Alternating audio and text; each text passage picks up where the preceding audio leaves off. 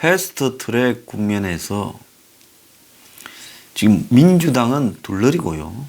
모든 진행을 청와대가 했고 특히 조국이 그 모든 부분을 지휘했다. 이렇게 저는 보고 있습니다. 그래서 문재인은 자기는 초연한 척 국회에서 좀 싸우지 말고 잘 처리됐으면 좋겠다 이런 상식적인 소리 하는 척하고 뒤에 빠져 있고 조국은 페이스북으로 노골적으로 야당을 협박하고 조롱을 하고 그래서 무슨 이 86년 민주화 시위할 때와 이번에 한국당 시위 모습을 대질시키면서 아주 그냥 가지고 놀고 있습니다. 자, 의도적으로 이렇게 청와대가 이 일을 밀어붙여서 얻는 것은 무엇인가? 상식적으로 보면 납득이 안 가는 측면도 조금은 있습니다. 왜냐하면 민주당의 의석도 한국당이 분석해 본 데 보면 14석이 줄어들고 현재 지지율로요. 그 다음에 한국당은 13석이 줄어들고 평화당, 바미당 그리고 정의당은 15석에서 21석이 늘어난다. 물론 그거는 아주 단순한 조사겠지만은 어쨌든 권역별 연동형 비례대표 제도가 관철되면요.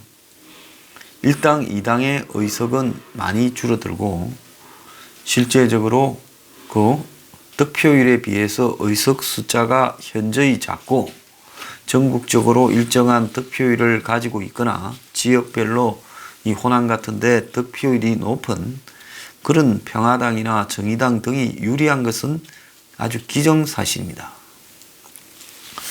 그래서 과연 어느 정당이 여태까지 자신들의 우호적인 무슨 의용정당의 의석을 늘려주면서 스스로의 의석을 줄이는 일을 한 사람이 누가 있나?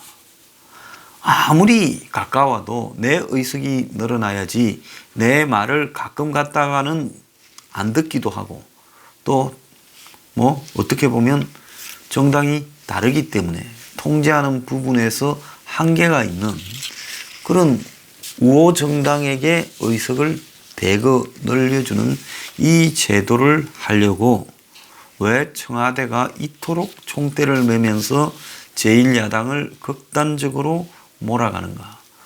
이 배경에는 우리가 상식적으로 생각하는 수보다 또 다른 꼼수가 뒤에 있지 않나 당연히 좀 의심을 해야 될 타이밍이라고 생각을 합니다. 자, 한국당이야 거의 진짜 동물적이라서 그냥 처음에는 기가 좀 살아서 강하게 저항투쟁을 하는 척 했지만 고소고발이 잇따르고 조국이 협박하고 국회 선진화법 때문에 피선거권이 박탈될 수도 있다 하는 부분이 주말을 지나면서 조국의 페이스북 등으로 이렇게 각인이 되자 그때부터 지난 월요일 한국당 투쟁력은 급격히 떨어졌습니다. 자, 그렇다면 이걸 통과시켰다고 해서 공수처, 검경수사권 조정 등에서 문 정권이 칼을 가지고 거의 정치적 반대청을 날려버리는 효과는 있지만은 그걸 하기 위해서 저렇게 자신들의 의석을 10대석이나 줄일 그런 가치는 있었는가? 그런 부분에서는 의문은 좀 있습니다. 여태까지 저런 선택을 한 여당은 없었습니다. 자, 그래서 이 대목을 우리가 좀 유심히 봐야 되는데요. 제가 볼 때 첫 번째는 의도적으로 이걸 물어붙이면서 그 과정의 초반에는 법적인 대응 부분들을 말하지 않고 입을 다물면서 초반에 지지난주 장애 집회로 기가 세진 한국당의 강성 대응을 유발하고 그 결과에 사전에 준비되었던 체정, 즉 사진이나 증거 확보 등을 아주 면밀히 준비했다가 그걸 갖다가 찍고 들이밀면서 한국당 의원 상당수를 국회 선진화법 등으로 그야말로 이제 내년 총선 전까지 발을 묶어 놓고 또 더 나아가서 이들이 저항하지 못하도록 만들어 버리면서 사실상의 한국당의 저항을 내년 총선 전까지 거의 눌러버리는 그런 꼼수지 않았나, 저는 그런 생각이 듭니다. 왜 그런가 하면요, 작년 연말부터 이 문 정권에는 감당하기 어려운 형태의 여러 의혹들이 터져나오기 시작했습니다. 김태우, 신재민, 손혜원, 그리고 무슨 청와대에서 장성 인사 서류를 분실했다는 정모 행정관, 문다혜, 드루킹 재특검 문제부터 시작해서 이제 정재유 밀 반출 문제까지도 등장을 했고 우리들 병원 의혹까지도 등장을 했습니다. 최근에 이것들을 하나하나씩 다 저들이 시간을 끌다가 대중의 관심이 떨어지면 적당히 다 뭉개버리는 형태의 사태 수습을 하고 있지만은 지금 가면 갈수록 이런 일이 더 많이 터져 나올 겁니다. 특히 버닝썬 윤규근의 등장은 이제는 정권의 핵심에 관련된 인물이 그야말로 비사실에 어떤 관여되었다는 것이 확인되는 단계까지도 나왔습니다. 자, 이런 상황에서 청와대는 한국당을 완전히 저항 의지를 상실할 만큼 주업해버리지 않고는 이들이 중심이 되어서 여러 가지 폭로를 지속하고 이제 문재인 가족 주변, 문다혜, 손혜원이부터 시작해서 우리들 병원, 이제 청와대 문턱까지 윤규근, 그걸 갖다가 정리해주고 있었던 윤규근. 그래서 청와대 문턱까지 이제 비리가 올라갔습니다. 이제 문만 하나 열어 제끼면 최순실이나 3인방 같은 이런 일이 지금 등장을 할 수 있는, 아니 그보다도 훨씬 큰 일이 등장할 수 있는 단계까지 갔다는 겁니다. 자, 그런 상황에서 이 정권은 지금 한국당을 어떤 행태로든 함정에 이렇게 걸리도록 유도해서 다 끌어가지고 한 방에 날릴 수도 있다라는 위태로운 지경에 만들어 놔야 저들이 내년 총선까지 그냥 조용히 갈 것이다. 이들은 내년 총선까지 가는 이 시간 1년간의 로드맵을 나름대로 기획했을 거라고 봅니다. 이 정권에요, 제가 생각할 때는 조국, 타경민, 양정철 등 문에 지금 가장 핵심들이 모여서 어딘가는 향후의 스케줄에 대한 이런 판을 짜는 구도가 형성되어 있을 거다. 저는 그렇게 보고 있습니다. 그래서 그런 어떤 과정에서 걸림돌이 되는 부분들을 갖다가 나름 정리하고 그리고 대응하는 전략이 수립되어 있을 거다. 원래 좌파나 친북들은 이런 계획 짜는 데는 탁월한 부분이 있어요. 이런 부분에서 도저히 안 되는 사람들이 지금 게으른 보수들입니다. 패스트 트랙이 통과될 거라고 플래카드는 미리 준비해놔서 민주주의 죽었다라고 하는 사람들이 통과되면 뭘 할 건지는 준비도 안 해놨다가 아직까지도 정리가 제대로 안 되고 있습니다. 이것이요, 얼마나 지금 보수가 아니라고 나태한가. 그야말로 한마디로 투쟁이라는 것은 할 수 있는 DNA가 아예 없는 집단이다. 저는 그렇게 보고 있습니다. 그래서 이들이 짜놓은 지금 구도에 한국당이 걸려들었는데, 이들이 지금 내년까지 총선까지 짜놓은 구도는 북한 문제는 북한이 연말까지는 계속 강성 구도로 나갈 수 있다. 내년 1월 달이 되면 북한이 다시 ICBM 발사나 핵실험을 해서 위기가 극단적으로 조성될 수 있다. 그런데 북한이 내년 3월에는 반드시 이 정권을 구출하러 올 것이다. 이 부분에 대해서 문 정권은 지금 확고하게 이렇게 믿고 있다고 봅니다. 왜? 내년에 총선에서 문 정권이 져버리면 아마 한국의 친북 좌파 연합체는 다 깨져버릴 거고 문은 임기 못 채울 거라고 보고 있습니다. 그렇기 때문에 내년에 문은 지지 않는 구도를 짜는데 지금 온갖 노력을 집중하고 있고 특히 북한이 내년에 총선에서 자신을 버리지 않을 것이다. 만약에 내가 지면 한국당이 이긴다는 뜻일 건데 그렇게 되었을 때 북한 정권은 감당할 수 있겠느냐. 지금까지 공들인 대한민국의 친북화가 다 헛게 되는 거 아니냐. 설마 북이 그런 길을 택하겠느냐. 이제 문 쪽도 이 부분에 대해서는 북한의 나름 배짱을 가지고 지금 있다 봅니다. 자, 경제에서는 갈수록 악화되어 간다라는 부분은 그건 자기들도 알고 있을 거라 봅니다. 그렇지만 문은 뻔뻔하게 우리 경제의 기초 체력이 튼튼하다라고 이야기를 하고 더 나아가서 아무 일도 없고 마치 선동에 의해서 경제가 위태로운 양 이야기를 할 거고 또 지금 친문 언론들은 경제가 그런 게 나쁜 게 아니다라는 듯이 바람을 잡을 거고 지금 한겨레 등은 보면 최근에 4월달 접어들면서 경제가 좋아졌다. 이런 식으로 지금 이야기를 하고 있습니다. 자, 그래서 정 안 되면 이들이 최악의 경우에 쓰려는 카드로는 저는 화폐 개혁을 가지고 있다고 봅니다. 왜 그 카드냐? 경제가 어려워서 폭발 직전일 때는 방향을 엉뚱하게 돌려버리는 것이 가장 좋은 부분이라고 봅니다. 그래서 화폐 개혁을 해서 나타나는 폐해가 있다 하더라도 이들은 화폐 개혁에 있어서의 명분, 당위성 등을 강조함으로써 결국 화폐 개혁의 폐단이 터져버렸을 때 나오는 부분은 화폐 개혁의 당위성을 적극 홍보하면서 좋은 일을 하려 그러다가 옳은 일을 하려 그러다가 이렇게 결과가 좋지 않았다고 경제 전체의 붕괴가 마치 화폐 개혁에 대한 저항 때문이냐 방향을 잘못되더라도 돌려버릴 수가 있다. 그리고 실제로 경제가 붕괴되는 시간을 총선 뒤로 연장시킬 수가 있다. 이렇게 보고 있을 거라 봅니다.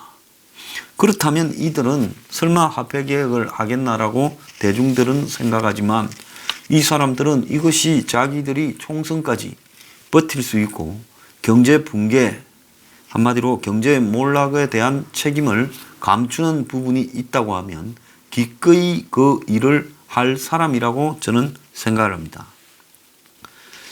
자, 그래서 경제는 그런 전략을 가지고 있다 보고요. 그 다음에 적폐청산의 지금 속도를 더 높일 거라고 보고 있습니다. 패스트 트랙이 통과되는 날 이석채 전 KT 회장이 구속됐지요. 이 부분 몇 번째 이르는지 모르겠는데요.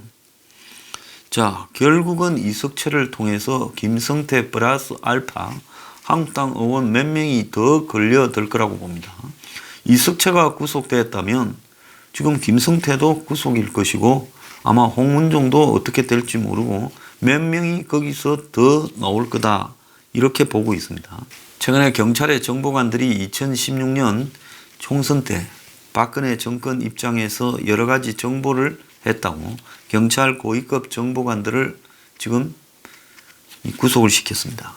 이 또한요, 이 정권이 앞으로 벌려갈 한마디로 적폐청산이라는 공갈 협박, 구속 등이 엄청나게 많이 남아 있다라는 걸 의미하는 겁니다.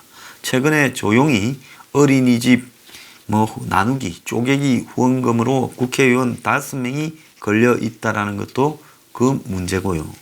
지금 한 20여 명 이상에 이르는 기존에 걸려 있는 의원들에 대한 수사 재판도 점점 활기를 띨 거라고 보고 있습니다. 여기에다가 지금 이번에 한국당 의원 50명 정도가 지금 고발에 졌습니다. 이번에 이 국회 패스트 트랙으로 50명을 자신들의 손아귀에 또 쥐었습니다. 설마 비선거권을 박탈하겠냐 이렇게 생각하겠지만은 국회법 위반은 고발을 취하해도 수사할 수 있고 500만 원 이상의 벌금형 판결이 나게 되면 비선거권이 박탈되어 내년 총선에도 못 나갑니다. 그러니까 한국당 의원들이 변호사 기껏 좀 이렇게 도와주겠다. 돈 안 받는 변호사가 얼마나 열심히 하겠습니까? 법률 지원단을 늘리겠다. 그 황교안의 말을 믿고 주말을 지나면서 투쟁에 앞장섰다가 공연히 인생 종치겠다. 이렇게 생각했고요. 그래서 지금 조국이 한마디로 공수처 강행이 의회주의다. 이렇게 이야기를 하면서 지금 한국당 반발에 기름을 부었지만은 그 반발이 기름에 다 튀어져 버렸습니다. 그 반발이 다 녹아버렸잖아요. 그래서 한국당이 지금 청와대를 상대로 전면전을 하겠다라는 태세이지만 청와대 내부에서는 시간이 흐르면 해결된다고 아니라다. 오늘 동아일보는 정치무능 청와대 안 바뀌면 진흙탕 트랙 계속된다면서 패스트 트랙을 앞으로 330일간 논의를 해야 되는데 민주당, 한국당이 이럴 것 없다고 사생결단인데 청와대가 물밑 조율을 하기는커녕 방관하고 있어 야당을 오히려 자극하고 있다. 정치 실종 속에 입법 차질이 장기화되고 있다. 이렇게 말을 합니다. 근데 동아일보가요. 이거는 하나만 알고 둘을 모르는 겁니다. 이걸 모르고 이렇게 한 게 아닙니다. 조국이라는 저 사악한, 저는 사악하다고 생각합니다.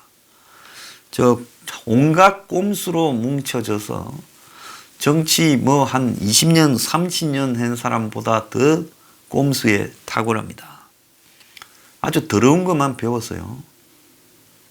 학교에서 있으면서 어떻게 허구날 저런 연구만 했는지 의심스러운데요. 자, 그래서 조국이 의도적으로 한국당을 계속 자극했습니다. 그래서 민주당 내부에서도 오히려 가만히 좀 있으면 좋겠다. 이런 이야기까지도 등장했습니다. 이번에 이 패스트트랙 과정에서 청와대가 그야말로 이 정무라인, 민정라인이 가동되면서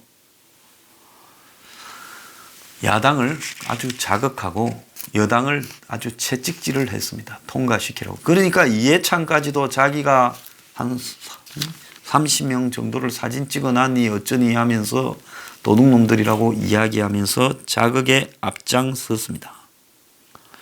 청와대는 지금 이 야당의 반발에 대해 지금은 때가 아니고 냉각기에만 가져야 된다. 이렇게 말만 하고 있으니까 이런 부분에 대해서 민주당에서 지금 이런 한탄이 나오고 있습니다. 자, 겉으로는 관전자인데 실제로는 청와대가 다 주도했습니다. 조국은 이 과정에서 일단 페이스북 계정을 가지고 한국당을 의도적으로 겁박하고 더욱 쑤셔댔어요.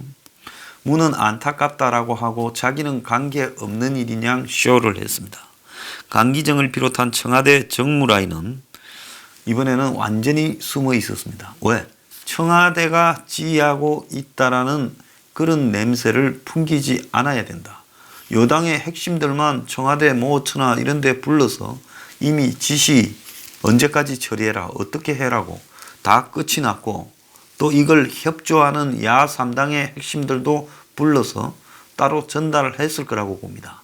그러고 난 뒤에는 청와대는 딱 시침이 떼고 대통령은 안타깝다. 정무라인은 보이지 않고 조국은 그냥 손가락질로 야당을 겁주고 자극했습니다. 그래서 청와대가 지나치게 딴 동네 일이냐 국회가 난리가 나도 시치미를 떼고 있는 것 자체가 사실상으로는 이 일이 청와대 발로 진행되었다라는 것을 입증하는 겁니다. 그것은요, 청와대가 이 패스트 트랙 난리가 나고 있는 과정에서도 지속적으로 이것이 통과된다고 하는 낙관론을 외부로 보였다는 겁니다. 청와대 한 참모는 기자들한테 상황이 악화된 지난 주 25일 수요일입니까? 이후에 정무라인은 계속 오늘 패스트 트랙이 된다라는 식으로 이렇게 안심을 하는 분위기였다는 겁니다. 그래서 청와대 관계자는 겉으로는 청와대가 개입할 여지가 없어서 우리는 지켜보는 거다 했지만은 이게 안 되면 어떡하나, 야당을 절에 자극시켜서 뒷감당을 어떻게 하나, 이런 것들을 전혀 걱정하지 않았고 오히려 조국은 이런 치열한 국회 대립에 기름을 부어서 공수처 개혁 등을, 즉 사법개혁을 책임지고 있다라는 조국이 25일부터 계속 페이스북에 글을 올렸고요. 그리고 30일 날 새벽에 공수처 등이 포함된 패스트 트랙이 성사된 직후에는 새로운 시작이라며 의회 민주주의는 타협의 산물이라는 황당한 글을 올리기도 했습니다. 자, 그래서 국회 극한 대치는 문재인에게 유리할 게 없다.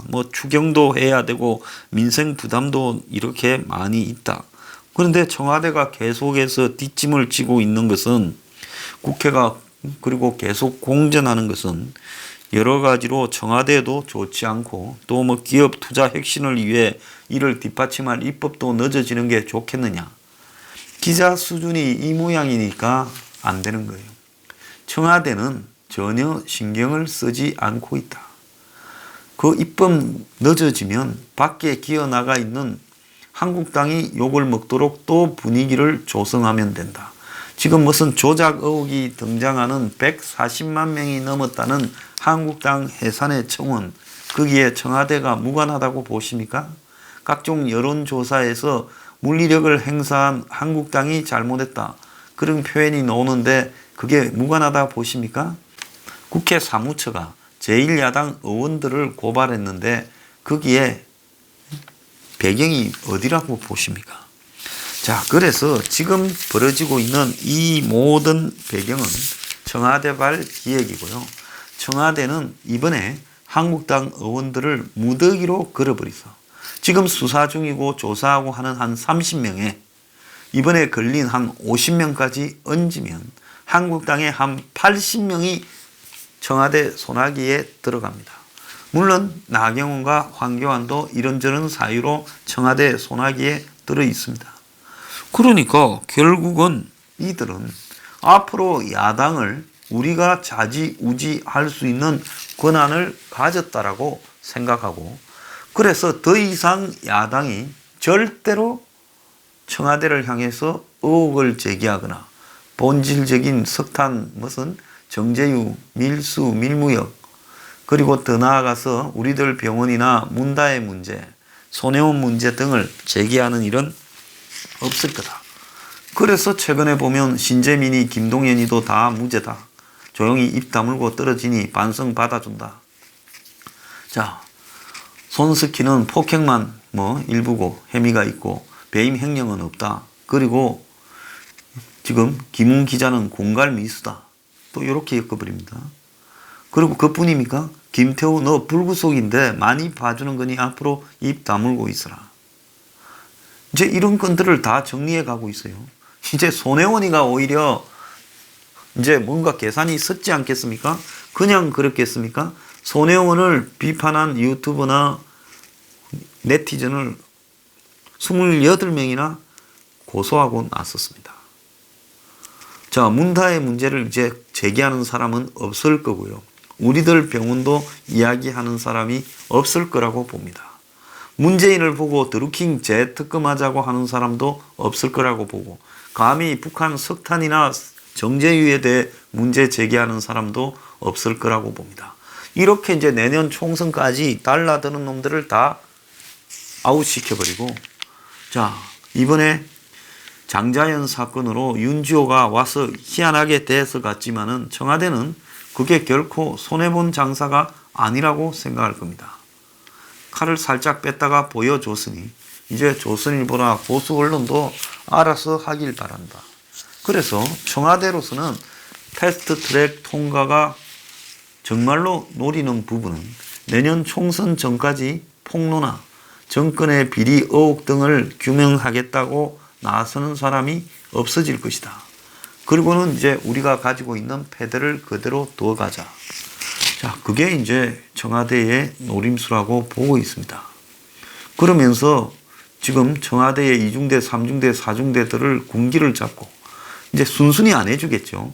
앞으로 패스트트랙은 통과됐지만은 세부적인 디테일 딜을 해야 되는 부분에 이들에게 완전히 지금 군기를 확실히 잡아서 충성 명세를 받으면서 거의 우리 당이나 똑같으면 해주고 아니면 너들도 조사해서 맨놈 보내버릴 수 있다. 이런 식으로 갈 거라고 봅니다. 그래서 청와대는 패스트트랙의 가장 큰 소득이 뭔가 하면 내년 총선까지 청와대 위협 세력을 다 제거해버렸다. 이것이 패스트트랙의 핵심이라 봅니다.